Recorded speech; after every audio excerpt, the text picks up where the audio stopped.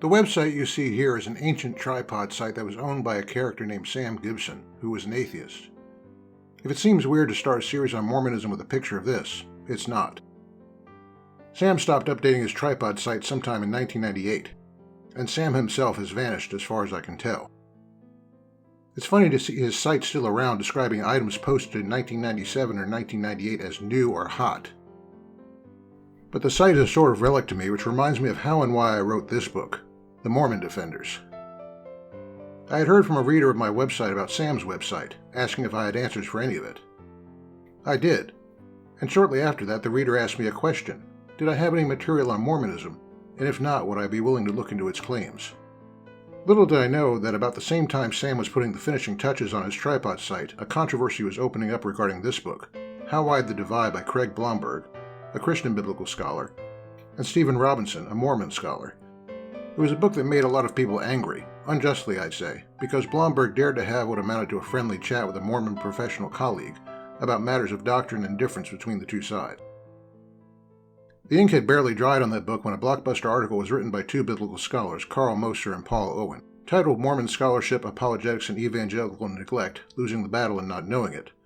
Moser and Owen laid some serious charges at the feet of prominent popular Christian writers on the subject of Mormonism.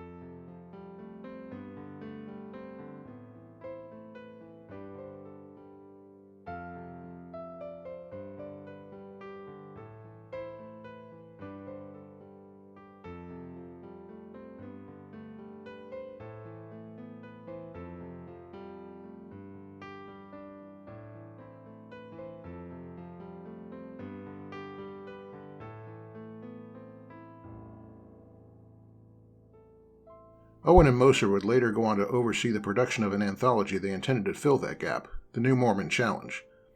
I won't talk about that book here and now. It's enough to sum up that reading their article, and reading popular Christian literature on Mormonism, convinced me that they were right, and that a scholarly approach was needed to Mormon claims.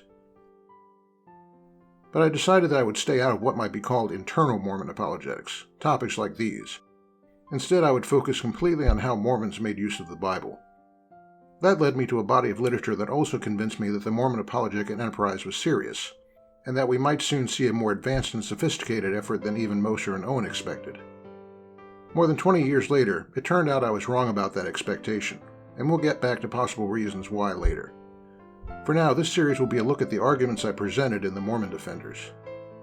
I found that they've stood the test of time well in spite of being more than 20 years old. In this series, we'll find out how and why.